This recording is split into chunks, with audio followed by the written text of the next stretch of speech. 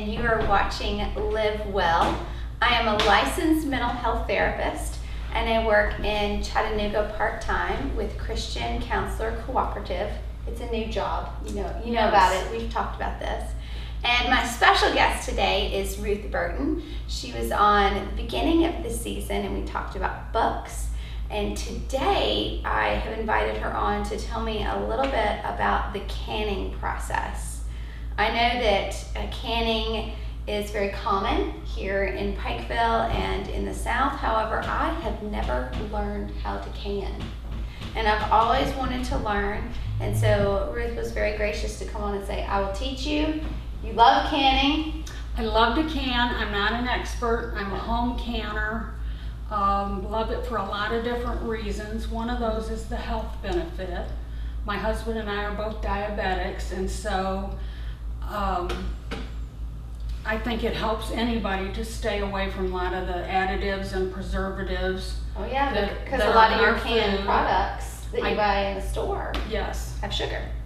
And so I just like, part of it is the traditional thing, so I like it. Both of my grandmothers canned, and one of those things that's just been handed down.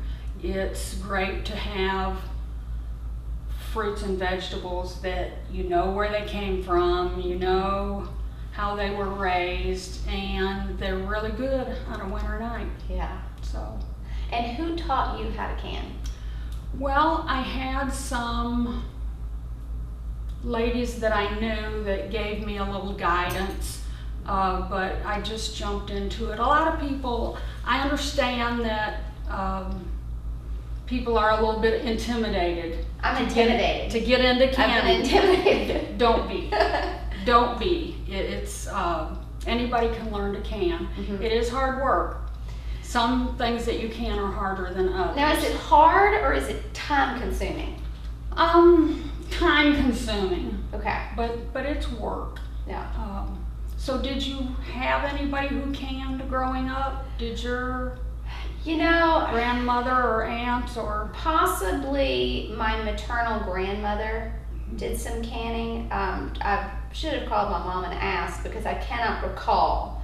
But my grandfather was a big gardener, and there were always tons and tons and tons of vegetables. So I don't really see how she could have not, because he was a big, we don't waste. Either that or things were frozen if they weren't canned. But I'm pretty sure that there was some canning. I just was never a part of it. And it was never discussed. And then my mother didn't can. Okay. Well, it's a very traditional activity. Mm-hmm. And maybe it's more prevalent in rural areas or more at the site of where a lot of vegetables, fruits are grown. But it is, we don't want it to become a lost practice. Right. Well, no, you don't want it to be lost, and just the art of preserving. Yes. And using, especially if you had your own garden, using which we have today, tomatoes from Ruth's garden. And you I use garden very loosely. Okay. It's tomato plants. I'm not a big gardener, but I think that counts. Does it? Okay. Yes, I'll take credit counts. wherever I can. You're growing things. I mean, this year my garden, I can't remember if I've talked about it yet or not on the season, but for over 15 years, I've always had a vegetable garden, and this year I don't. Really? Yeah, I couldn't manage it. Yeah. And so what I did was I threw out a bunch of wildflower seeds in my garden bed and thought, well, if it makes it, it's okay. But I can't tend it and water it like I do my vegetable garden. Right. And it did. You know what? It's lovely. Oh, good. So I still consider that. Okay. You have a flower garden, so you're a gardener. I'm a gardener. I'll let you pass on that. And that's why I am visiting farmers markets more this year than I ever have before. The Pikeville one's really been picking up steam. Growing. I'm excited to see that. Way to go, Pikeville. And going there, visiting, getting things, and you've got these big boxes of tomatoes, really inexpensive. Yep. And come winter, I'm going to be begging for the taste of summer in winter. And I also have one basil plant, which I love. Oh, I always, Fresh yeah. basil, I've got so- some herbs. But you can container garden. Yeah. You can raised bed I haven't, garden. that's what I do. So you can, if you have small space, there are ways you can do it. Yeah. To have some amount. I threw Maybe out not basil enough to seeds. can. I was like, Okay. and they're really cheap. Okay. Yeah, see, if you Okay. get things in seeds and you can manage to do it that way, Mhm. it's even less expensive than going to buy the plant. But can you use herbs in your candy? Yes. Or is that not advised? Yes, no, you can. Now, there are some things that you don't want to can. There's a whole host of things that you can, but anything with flour, what else? Rice, pasta. Yeah. You don't can any of that. Okay. Those things. Well, I don't was surprised you can canned well. chicken. Well, actually, and my daughter's the one who did that first and told me how easy it was. Meats are probably one of the easiest things to can. Huh. With that chicken, and I've got some beef here, and the beef doesn't look as good, Yeah. but when you open it up, it's really good. Oh, is The, it our beef? It is. Good. But this It is something that we need to Time know. to go local. Burns Farms beef can be canned. Huh. The chicken, if you will get, there are a lot of different kinds. You can even can chicken legs, chicken thighs. You can? Uh-huh. I just had no idea. You can can bacon, Well, see, and you made soup. sausage. My grandmothers, of course, Looks good. they both came through the Depression on gardens and what they had canned. Right. And butchering the hogs and using every part of it, canning that and canning their beef. They canned all their meat through winter. Which is So, why yeah. we are so spoiled. Because we That's just right. don't. We just Yeah. don't. We just even buy think it. about that. We just buy it fresh. But it's gonna be there, and it's always gonna Right. be there. We're always gonna have access to it, but You sometimes not. can do hamburger meat, Really? and once you put it in the pressure Like cooker, a spaghetti sauce, Uh-huh. canned spaghetti You sauce can. with the meat in You it. can. So with this chicken, all I did was, that's chicken breast. Okay. You cut it up into chunks, Mm-hmm. just as long as you can fit it in the can, and go to about a inch headspace. Okay. I did use about half a teaspoon of salt, which is kind of standard. Right. So from Yeah. where the liquid is, you leave it like an Yeah. inch from the very top. Right. And that depends on what you're canning, but Okay. but that's pretty standard. Okay. So all I did was put the chicken in, put some half a Half a teaspoon teaspoon? of salt. Which isn't a lot. No. See, I've always heard that it costs a lot, or not cost. It takes a lot of salt in the canning process. Is that no? not true? No, you don't even have to put in salt. It's just Myths, the difference whether when you cook it fresh, right? do you put it in You know you're gonna as add you salt. you add some That's salt. what I was supposed But in canning, my philosophy on that was you can always add more salt later. You can't take it out if you put too True. much in. True. But that's all you do. Put the lid on, process it. It cooks. While it processes, it cooks. So that was raw chicken? That's raw chicken. Really? Straight in here. Mm-hmm. Huh. You process it and you bring it out and you open that, and it's the thickest broth and the most tender This is chicken. just sat in there. And so I put that in casseroles or soups or whatever. And how long does it last? Well, Because I see you've just got a date on some of them. yeah, Where I you should just have done put, that on all. like- That was my new canning. I should do that. I kind of know. 2017, but you don't Right. even need a month. Right. Canning food lasts a long time. A year?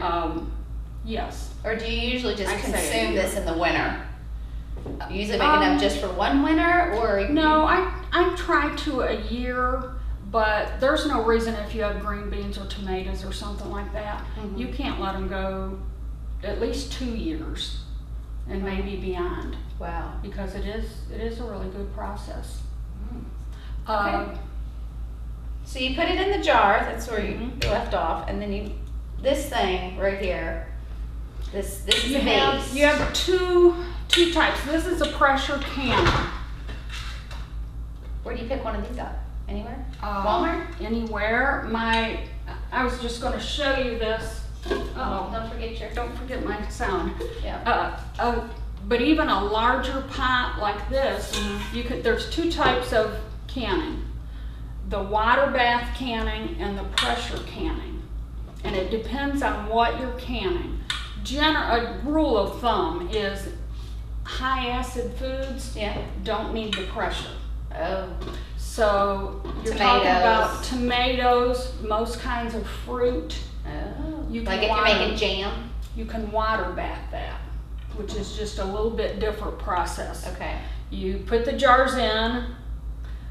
Is the water... Fill it.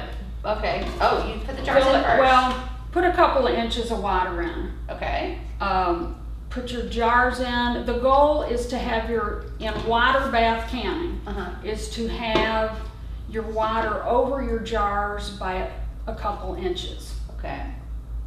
And then put your lid on. Then you want to bring it to boil. And once your water starts to boil is when you start your time. Say I do my tomatoes for 20 minutes. Okay. And then lift them out, and hopefully the jars start popping. That's a wonderful sound when the jars start to pop. They'll just start. They just start to Popping, when they seal. Okay. That's the top. There's a little ping on your lid Okay. that is up, and when that pops, the lid goes down. That thing goes down in the middle, and that's how you know it's sealed. It's safe. Right. And if that doesn't go down, you can try to process, but actually I have never had one fail if you do it correctly. Okay. So it's in here for how long? It depends on what you're doing. And now is there like a a rule book? I use a lot of course the Ball is the Ball jars, the Ball canning. Okay. They're known for canning. And I didn't know that. Oh, you didn't? Mason? Huh? Not Mason jars? No, the Ball jars are the classic. Well, this is very... Now remember, I'm a rookie. The Ball jars are the classic. Okay. There are a Golden Harvest and a couple, but no. You want to use the Ball jars? Well, no, I have both kinds of jars. Okay. They're both good. But this is a... But canning jars, now, people I know used to be, I guess when they had less resources, would do old jars, old mayonnaise jars when they were glass and that kind of thing. Yeah. And I don't know anybody who died from that, but it's not recommended. Yeah. But you can get a book, and this just has it explains canning that's neat. very basically, and it has hundreds of recipes. But I tell you, a great resource that we have here is the Extension Service. The Agricultural Extension Service can give you all the information you need on it. You're kidding. They have pamphlets and literature and would be happy to help you. Well, fantastic. So that's a real good resource. Okay. So tomatoes, Right. I would say anybody who is just going to start off canning. For me, I started with tomatoes. I think they're the easiest to do. Okay. And I use them so much. I do too. Chili, stew, roast. There's just a zillion things. Pasta. I mean, instead of having to go buy the big box of canned products at Sam's, I can go buy the big box at the farmer's market. Do it. And do this, because it really doesn't sound like, you're saying it's a lot of work, but it seems like that went pretty quickly with the water bath and the tomatoes if I was starting with this. Well, it does. Like I could have, even though this is a pretty small pot, you'd want a bigger pot. Yeah, I definitely want a bigger pot, but you could have maybe four in there, and you pull them out. Do you have a special tool, or you just use a hot pad? Really, you need tongs. Okay. A good set of tongs, because this is going to be really hot. Sure. You've got when you take them out, it's boiling liquid. Yeah. And to fill the jars, Mhm. a funnel is really handy. So, Yeah, that makes sense. what I do with tomatoes Mhm. is I just do get my sink full, Mhm. wash the tomatoes. In the other side of my sink I have water as cold as I can get it and put a little ice on. Okay. Then I put a pot, just a regular pot on the stove with boiling water, Mhm. and do, 4 to 6 tomatoes at a time. Let them boil a couple minutes, dip them in the cold water. Ice What bath. what that lets you do, of course, is the skins just slip off. Yeah, I was gonna ask if there's skins in here or no skins. No skins. No skins. Okay. No skins. Okay. So then I just quarter them up in another big pot. Yeah. Quarter them up, bring them to a boil, let them boil just a couple minutes, and you're ready to fill your jars. Yeah, that makes a lot of sense. I mean, that seems like a really doable process. Now, Right. have you It ever roasted the tomatoes I have and then canned But them? see, there's a ton of stuff you can do with tomatoes. I just, salsa, I love salsa. you can do salsa. Fresh summer salsa in the middle of winter. Mhm. Oh. And the other thing, this is the first time I tried spaghetti sauce this year. It takes a lot of tomatoes to get a little sauce. But That I'm is hoping true. I'm hoping it'll be really good. No, that is But you true. really have to cook it down to get it of a good thickness. Mhm. But I hope it's worth it.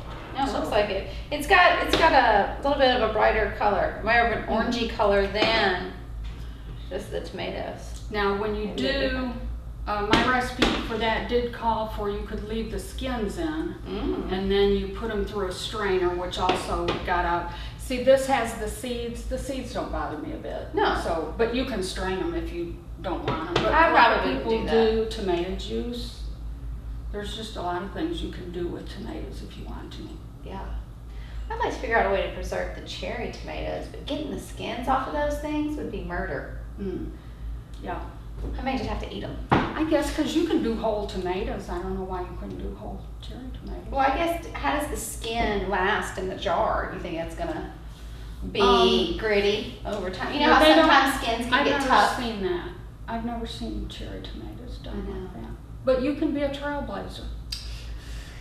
I think I'm just In gonna that start too. with the basics. You can be a I'm gonna trailblazer start in with the that basics and, master this and then Okay. move up. Okay. Okay. Okay, so we can do tomatoes and that can be done in your, we call this a water bath? Water bath. Okay. Apples. And then you're ready to do a pie, to do a cobbler. I like to do the crumble on top. Love In cobblers. the winter.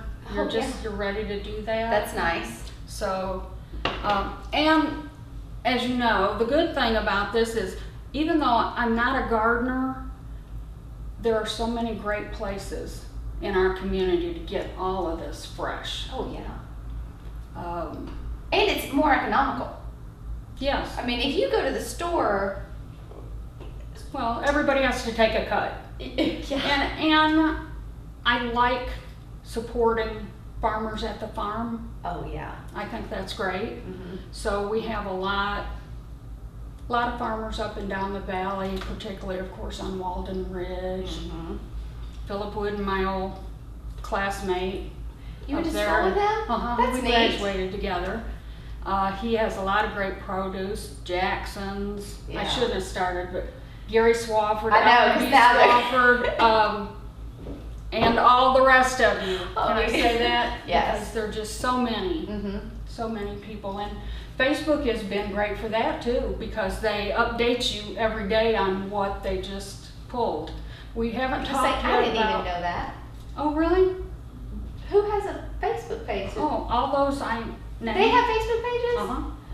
Let's see. I'm not I sure. think I follow Woodens. One of them. But I don't know about Oh, yeah. Jackson's or Oh something. yeah, Wooden's Apple Farm. That's what his I think I've apples got came those. I from. think I'm with them. Yeah, they do. You need to. I need to. You need to get stuck with The that. social media person here is slacking.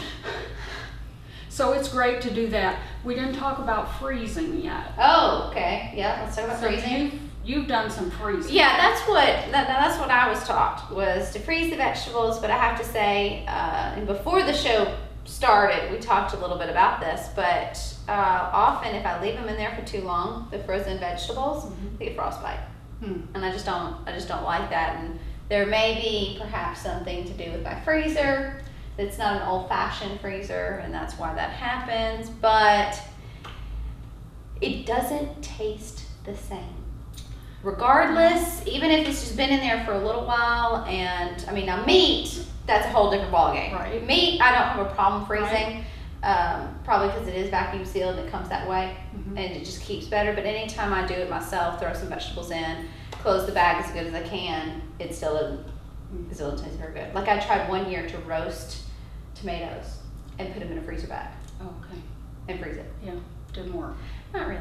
Okay. I mean, I pulled them out. I still used them because I didn't want to waste it, but it wasn't as good. There are some things though that I don't care for frozen. Yeah. And just some fruits and vegetables that don't last as well, whether you Put them freeze in the them squash. or put them Yeah. or can them. Yeah. Like okra. Okra doesn't do well? I don't like to can okra. A lot of people freeze okra. Now, I have frozen okra. And I have to say, I think that one worked out okay. Maybe I just don't like okra as well. Could just be me. I don't know. That could be. But one thing, and I've tried this, it depends on whether you have more space for cans or more freezer space. When I didn't have as much freezer space, I did my corn in a jar, but I really prefer corn in the freezer. Frozen. And you can do beans. Beans do now, well. I think my mother-in-law freezes corn. And I cut it off the cob, or I do it in ears. Yeah. And so Well, all I'd you have rather to do do it is, in ears. well, it is less work, but I like to eat it off the cob. Yeah, so yeah, there me you go. too. So, you just blanch it for a few minutes, put it in boiling water, and then again in the ice water, and dry it off, and you're ready to put it in your bags. Okay. One little thing I did bring that is invaluable to me, I have never found anything better. It's called a couple different things, but I call it a corn zipper. Some people call it that. I've never seen this. You put it on the ear and you're ready to go. Now, you don't want to get your finger in front of it. That would be bad. But you can get the corn off a cob in no time. So That's a handy dandy tool. It is, and it's a corn zipper. Now this one came from Pampered Chef. Did you say it's expensive? No, Inexpensive. I said it's inexpensive. Oh, inexpensive. I don't, like $10. Oh, that's worth it. Oh, absolutely, when it comes to corn. Huh. So. Neat. Well, anything else that you can think of that we need to know about canning? Get a book. Get a book, get instructions if you want to check first with the extension service. Right. But like I say, I have beef stew, chicken. That's great. Now that's chicken soup, but again, you can put pasta in after. Yeah. Pinto beans, I just like them because they're handy, because pinto beans take long to cook. I'm a big fan of pinto beans. But give it a try. You'll be a great success. You know, it's surprising I haven't done an episode on pinto beans. Oh. I love them. Do you? Oh, yeah. Okay. You think you get an episode out of pinto beans? Gosh. I mean, To try? You can talk long about pinto beans. The problem is the beans cook way longer than my episode. True. True. You'd have to start them. You'd have to just start and be like, and for the next 6 hours, they will be in the oven. Oh, with tomatoes, vegetable soup. Yes. Which you can also make it vegetable stew. If you wanted to put your meat in there. And you've got sweet potatoes. This is split pea and ham soup. Ooh. This is caramel apple butter. Oh my This goodness. is just some regular potatoes when you're in a hurry. And they're done. I just got done this past week with my tomatoes and corn and green beans. Now see, this may be the most valuable meal prepping process that we could be doing. You know how so many people are making those casseroles and they're putting them or they're cutting up all their vegetables and stuff or putting them in little containers every week. It's like, I don't know, this sounds more fun. You come home from work tired, or after you've had the kids at ball practice, or this and that. Yeah. And you open open just them heat some it up. soup or open them pinto beans, and you can open up enough jars that you're ready to go. It's just some summer work now and benefiting in the winter when we're all in school and sports and work and everything else that we get into, and it gets darker earlier in the winter, so we feel like doing less. This is the time to meal prep. But to me, that's the biggest benefit is still, you know where your food came from. Absolutely. You kept your food supply local. And I like that. That's very attractive. Your salt down, your sugars down. If you are need for the health reasons, and like you said, you can always add later. Who knows what these preservatives are? I'm sure somebody does, but I don't. And I don't either. I just rather do without them if I can. Me too. On things that I keep it local, and do a little work now, but benefit long term with your health and time later. Well, thank you, Ruth. Sounds good. Thank you. I appreciate you going to all this work to show I enjoy me this process. I'll be looking to see whatever you come up with. I'm excited. Thank you. And you guys, I hope this week you'll take time to live well.